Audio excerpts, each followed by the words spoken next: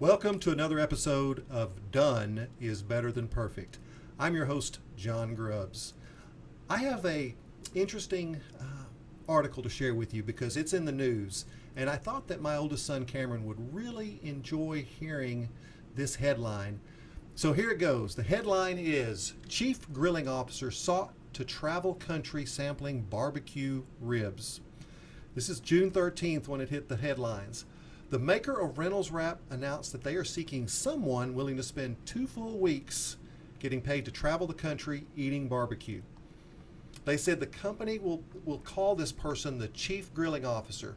They will receive, get this, $10,000 plus prepaid travel and lodging costs to travel the country for 2 weeks in August while tasting and savoring barbecue ribs from some of the top rib city joints in the country. The person will be responsible for sharing photos, techniques, and grilling tips on the Reynolds Kitchen website. The job posting said applications composed of a photo of the candidate grilling with 100 words on why they are qualified for the position are being accepted through Wednesday. Cameron, look this up. So here's our topic. Are you the toxic person at work? And you got to realize being toxic is like body odor. We are completely oblivious to the discomfort we create for others. We can't tell that we smell, or we can't tell that we're toxic to people around us. And it's so funny because a friend of mine shared a story about a healthcare executive. He was a vice president that's a bully as well as a Dr. and Jekyll, Mr. Hyde personality. Now, the obvious first question is, who promotes these people into these positions? The offending executive, the promoting executive must be like a blind umpire calling balls and strikes behind the plate. I just don't get it. You know, if you look below, my popular YouTube video, Is Your Boss an Idiot? It shares 5 clues to know whether or not your boss is an idiot or whether he's struggling with idiocy. The problem is it doesn't share insight into what makes someone like us toxic in the workplace. You know, being an idiot and being toxic may overlap, but they're not the same. Human toxicity is more common than you might think. I regularly, when giving speeches or doing training classes, poll audience, and it seems like everyone knows at least one toxic person at work.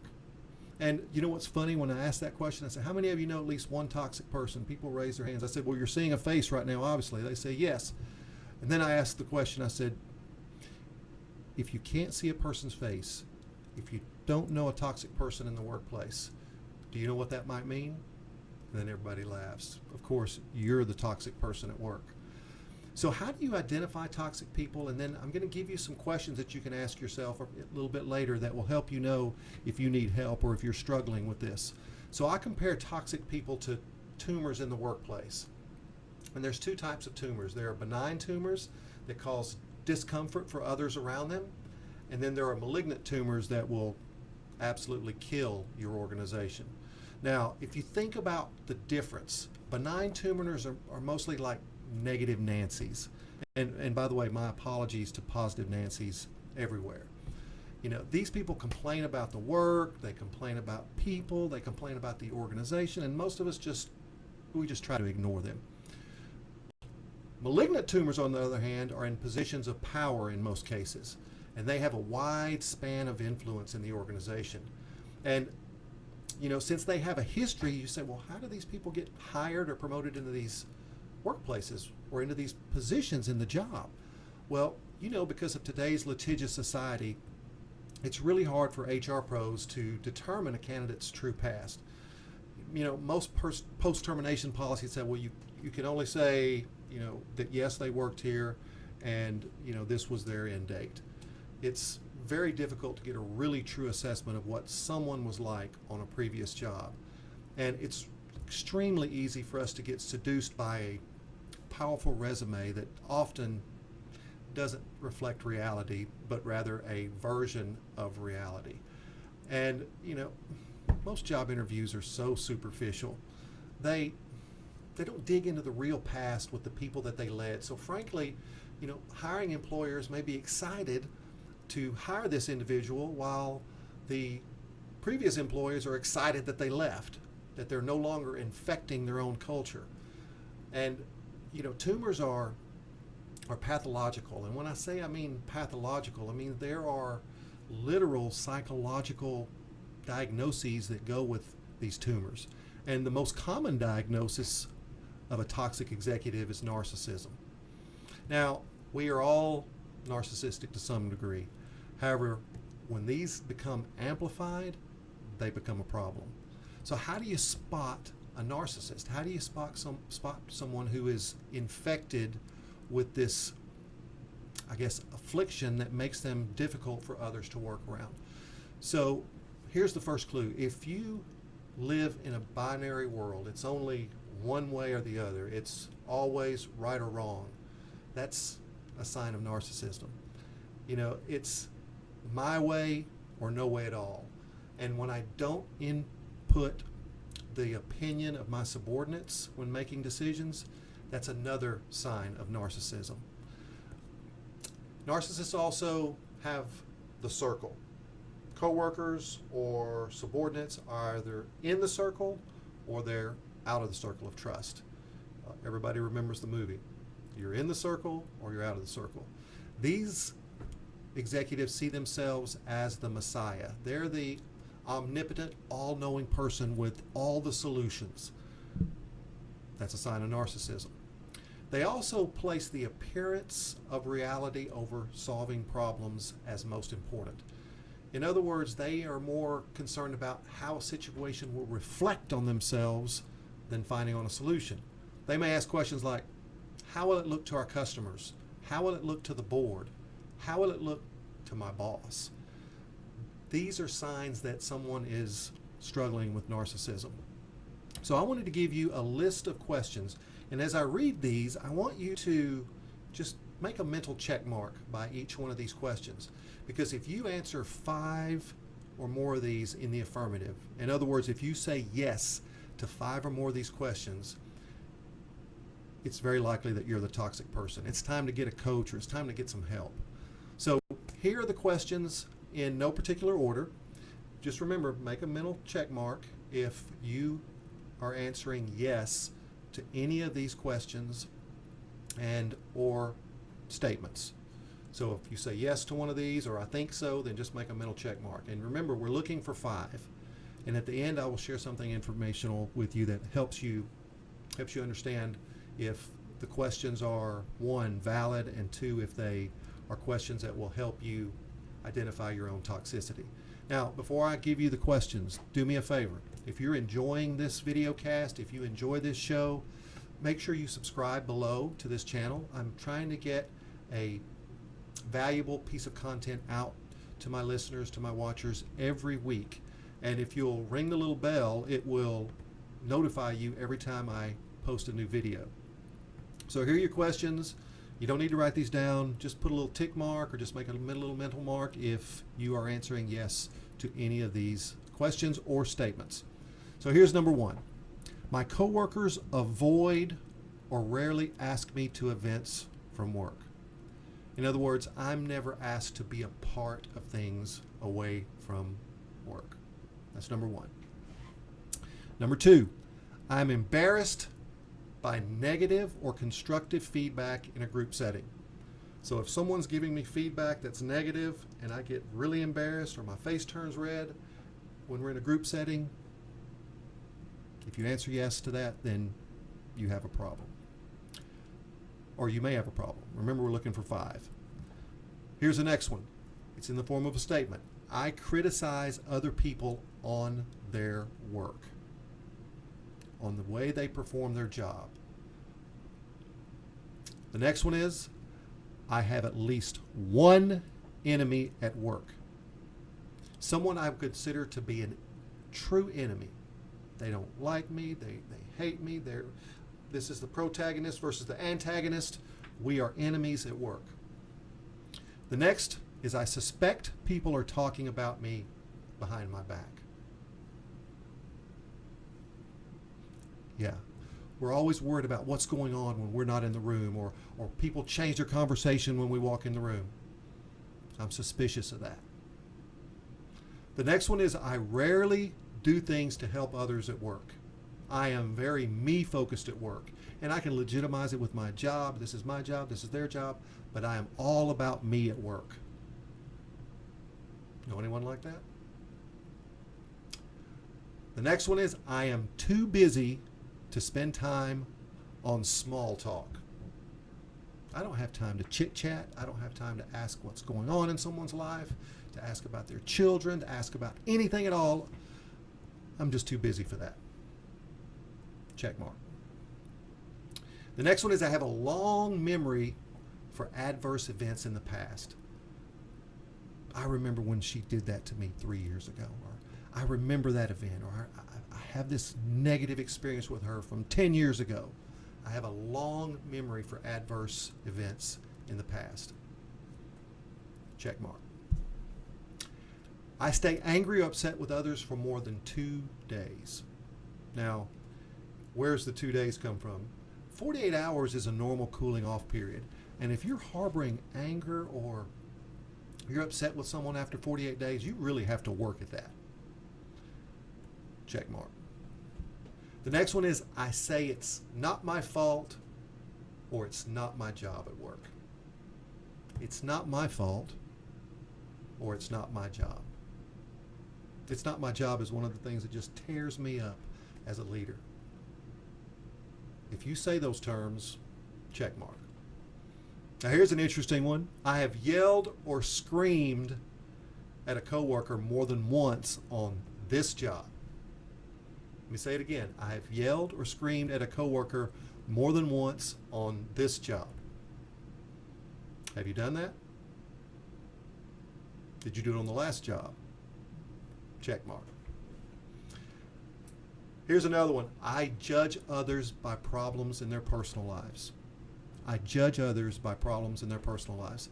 Only a narcissist would realize that if someone else has a problem, they must be special or unique because I don't have any problems in my life. You know, here's the truth. Everyone is struggling with something. Everyone's fighting a battle that we can't see. And someone who judges others by problems in their lives, and especially in their personal lives, is, well, they're a little bit toxic. Next one. I have felt like a victim in 2 or more positions. Either this position and the position before, or this position and a position with another organization. If you felt like the victim in 2 or more positions, you're probably toxic. Now, the next one's kind of amazing because it gets into the psychology of your brain. Are you intrinsically focused or extrinsically focused? And by itself, it might not mean anything, but when you look at it with the others, remember we're looking for 5, it could be a symptom of toxicity. So I think about myself and my upcoming day as I commute to work. Now you say, what's the big deal? Well, we all will do that occasionally. But people who are extrinsically focused, people who are not narcissistic or thinking about themselves, are thinking about, how can I help other people? Who's not going to show up for work? They're focused on the people around them more often than they're focused on themselves. If you do that, check mark. What's your count? Are you getting close to 5? Got a few more. The next one is others mistreat me. If you have this constant feeling of being mistreated, you're probably toxic. And then another one deals with isolation. I avoid certain coworkers. If you avoid certain coworkers on a regular basis, you're probably the toxic person. And I wanted to give you a bonus. And this bonus is meant to be, it's meant to be powerful. But if you think in your mind that yes should be the answer to any of the questions or any of the statements that I made above, folks, you are indeed the problem. Now, think about how these questions, think about how you honestly see yourselves at work and where others see you. And I hesitate to use always and never. But for the negative people, focus is on themselves. How do I see myself in a certain situation? This intrinsic perspectives, it removes some of the social cues that demonstrate caring and compassion for others.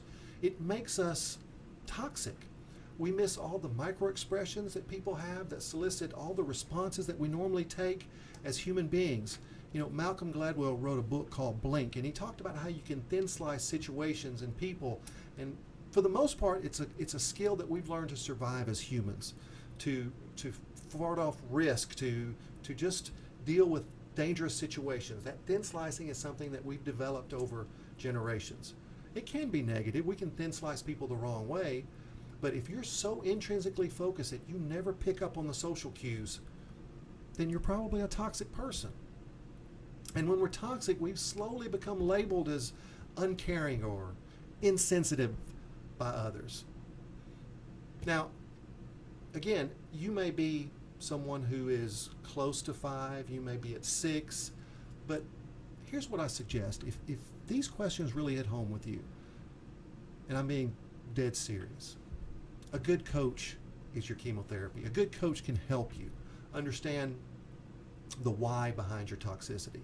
And it may not be your fault. I mean, there are people with damaged parts of the brain that can't pick up on some of the social cues that are normal as humans. And it's not something that I would blame them for, but they need help working to cope with what they're struggling with. It takes practice to work on relationships and your conditioned response in situations. And the more we practice it, the better we can get. Think of your awareness as a first step to recovery. If I answered 5 or more in the affirmative to the above, then you know what? I need to get help. I need to work on me. And it's the first step in becoming less toxic. And just remember, being less toxic is like a dial, not a switch. It's never toxic or non-toxic. It is, we are all somewhere in between on that dial. So again, if you've enjoyed this episode, please subscribe below, ring the little bell, make a comment. I would love to hear your thoughts on this. And you know, it is my honor to be able to bring this work to you. You know, every week I am looking for information that I believe you will find valuable while you're driving to work, or you know, sitting in the office working on a spreadsheet, or you know, on a treadmill at the gym. I'm trying to provide valuable content that will help you become better at this thing we call leadership, this thing we call humanity, this thing we call life. And I always end my videos with a reminder that no matter where you are in life, if you're a recovering perfectionist like me, someone who has tended to be hard on myself for my work, this video is an example of what this show is all about. These videos are one-take videos. They're raw. There's errors. You know, my speech is not perfect. I just want you to understand that done is better than perfect. That we don't have to live through the filter of perfection. That we don't need to live with the guilt and the shame that comes with not being perfect. I wanted to show you that this information can add value to your lives without being perfect.